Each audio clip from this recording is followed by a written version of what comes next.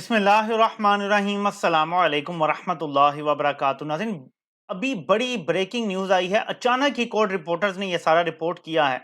Supreme court ज़राए से यह खबर आई है बाहर। नॉर्मली ऐसी चीज़ें छुपा ली जाती हैं, लेकिन ये चीज़ सामने आई है कि DGISI, सेक्रेटरी डिफेंस और DGMI या DGMO, चीफ जस्टिस और बाकी जो 3 मेंबर बेंच के 2 जज हैं उनसे मुलाकात करते हैं चेंबर में, और 3 घंटे तक ये मुलाकात जारी रहती है।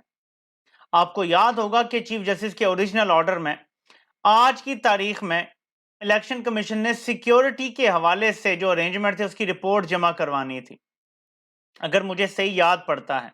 उस रिपोर्ट को तो जमा नहीं करवाया इलेक्शन कमीशन ने, लेकिन DGISI खुद रिपोर्ट देने बनफ़से नफीस आ गए हैं। ये मुलाकात अगर ऑल ओके की होती तो 3 घंटे ना चलती। ये मुलाकात अगर इसलिए होती कि हम सिक्योरिटी देने के लिए तैयार हैं, वी आर केपेबल, तो 3 घंटे ये मुलाकात ना चलती बल्कि 3 मिनट चलती। इस मुलाकात की जरूरत ही पेश ना आती अगर सिक्योरिटी देनी होती। जहां से यह नतीजा अखज करना बिल्कुल मुश्किल नहीं है कि DGISI ने चीफ जस्टिस को यह कायल करने की कोशिश की है कि मुल्क के हालात बहुत खराब हैं, हमारी सारी आर्म्ड फोर्सेस बिजी हैं ऑपरेशंस में, और मैं आपको उसकी एक निशानी दिखाता हूं। द स्ट्रैटकॉम ब्यूरो आजकल वो ट्वीट्स करता है जो ISPR नहीं कर सकता। सर्टन वजूहात हैं, उनकी अपनी मर्जी होगी। इन्होंने कहा है जी कि पाकिस्तानी मिलिट्री एक मेजर जॉइंट फोर्सेस ऑफेंसिव करने लगी है काउंटर टेररिज्म के हवाले से ईद उल फितर के बाद। यानी जैसे ही छोटी ईद खत्म होगी, एक फुल ऑल आउट ऑपरेशन होने जा रहा है, कंप्रीहेंसिव।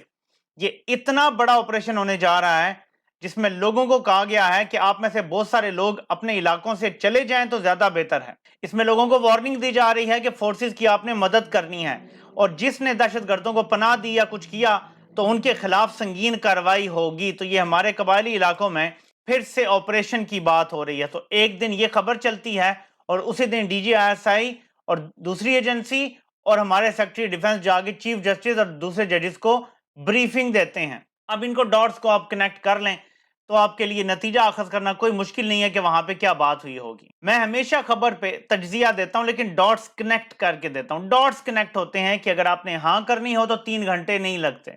अगर आपने ऑल ओके रिपोर्ट देनी हो तो वो सिर्फ आप इलेक्शन कमीशन को दे देते हैं और इलेक्शन कमीशन जमा करवा देता है जी कि सिक्योरिटी का अरेंजमेंट हो गया है।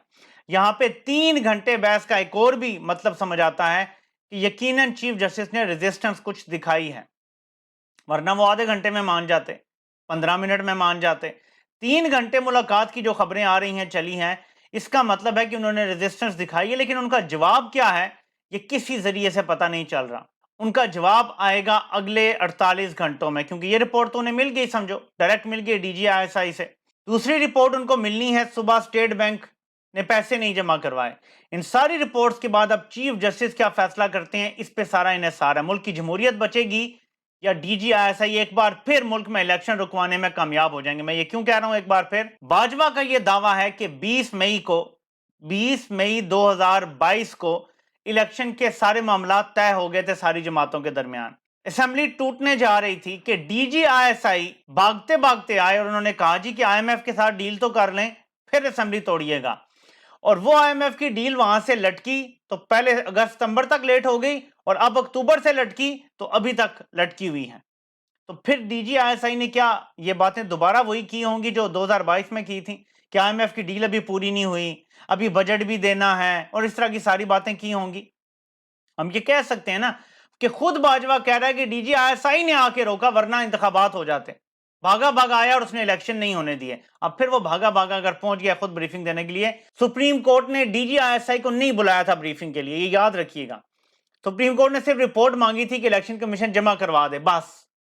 वो खुद गए हैं, इसका मतलब है इनिशिएटिव उन्होंने अपने कंट्रोल में लेने की कोशिश की है। एक दबाव भी डालने की कोशिश की है कि बाकायदा इदारा खड़ा है इलेक्शन के खिलाफ। मेरी जो अंडरस्टैंडिंग है, मुझे जो समझ आ रही है बात, इससे बड़ा फर्क पड़ता है कि इदारे का सरबराह, और एक भी इदारे का नहीं, अगर DGISI के साथ DGMO या DGMI भी आए हैं तो ये 2 इदारों का बोझ डाला गया है सुप्रीम कोर्ट को दबाव में लाने के लिए। इससे क्या चीज समझ आती है कि इलेक्शन रुकवाने की कोशिशें जारी हैं, लेकिन खुल के सामने आना पड़ गया है।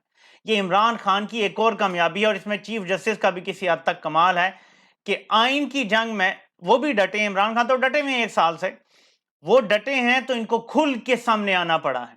मैंने आपको पिछली वीडियो में बताया था कि हाफिज खुल के सामने नहीं आना चाह रहा कि हम इलेक्शन के खिलाफ हैं, वो इसलिए हुकूमत से स्टेट बैंक को पैसे नहीं रिलीज करने दे रहा। लेकिन अब सूरत हाल ये है कि पता है चीफ जस्टिस हुकूमत को घर भेज देंगे, और ये दूसरी वजह है शहबाज को बचाने के लिए, क्योंकि ये लाडला है, नाअहली से बचाने के लिए भी भागे भागे गए हैं डीजीआईएसआई के मामलात में डायरेक्ट अपने कंट्रोल में कर लूं, और जो डीलिंग है मैं डायरेक्ट कर लूं, शहबाज को मैं अपनी छत्र छाया में रख लूं। ये इतना कोई बड़ा लाडला है इनका, अल्लाह जाने क्या देता है इनको, लेकिन इस लाड प्यार की वजह से इसको बचाने की भी कोशिश हो सकती है ये मुमकिन तौर पे।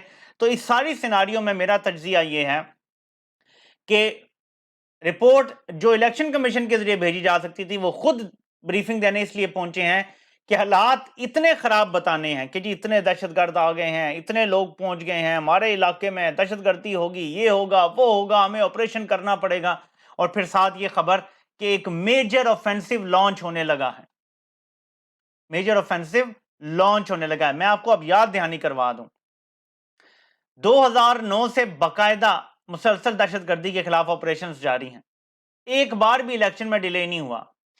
2009 से मुसलसल ऑपरेशंस जारी हैं, राह रास्त, रद्दुल फसाद और ज़रब अज़्ब और ये सारे चलते रहे।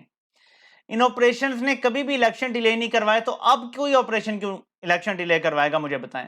सिर्फ इसलिए कि वादा हुआ है, जिस वजह से एक रिटायर्ड बंदे को एक नौकरी मिली है कि इमरान खान जब तक आउट नहीं होता और मैं जब तक इन नहीं होता इलेक्शन नहीं होंगे। अब तक वो इन क्योंकि हुआ नहीं है, फायदी साहब अभी तक आए नहीं हैं, तो इसलिए इलेक्शन डिले करवाने हैं और हद्दुल वसा कोशिश करनी है कि अभी इलेक्शन ना हो सके। अब अगर चीफ जस्टिस डटे रहे तो जो मेरी अंडरस्टैंडिंग है, जो मुझे समझ आता है कि फिर पूरे मुल्क में ही इलेक्शन होंगे, मुझे ऐसे लगता है। अगर चीफ जस्टिस डटे रहे फिर कायल किया जाएगा उन्हें कि ठीक है हम सारी जमातों को साथ बिठा देते हैं, वो वन टाइम आईनी तरमीम कर लें जो एक्सपायर हो जाए इस इलेक्शन के बाद, और उसमें ये हो कि 90 दिन की हम वन टाइम छूट दे रहे हैं, आईनी तरमीम करके सारी जमातें कर लें आईनी तरमीम, और हम जून की फॉर एग्जांपल 25 तारीख को या जुलाई की 7 तारीख को हम इलेक्शन में चले जाते हैं पूरे मुल्क में।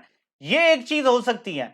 लेकिन अगर चीफ जस्टिस अभी लेट जाते हैं, डीजीआईएसआई के दबाव में आ जाते हैं, और कल बिल्कुल वही हो जाता है जो साल पहले चीफ जस्टिस गायब हो गए थे, पूरा 1 साल चीफ जस्टिस गायब रहे हैं बिफोर ये समोटो लेने के। ऐसा लगता था कि इस मुल्क में कोई चीफ जस्टिस है ही नहीं। अगर वो दोबारा लेट गए तो इस मुल्क में आइन कभी खड़ा नहीं होगा और जमहूरियत हमेशा हमेशा के लिए सरनिगूं हो जाएगी, खत्म हो जाएगी। तो देखते हैं आने वाले 48 घंटे वाकई बहुत अहम है पाकिस्तान के लिए। आपसे इंशाल्लाह फिर मुलाकात होती है। अल्लाह पाक आप सबका हामी और नासिर हो। आप सबके सुनने का बहुत बहुत शुक्रिया।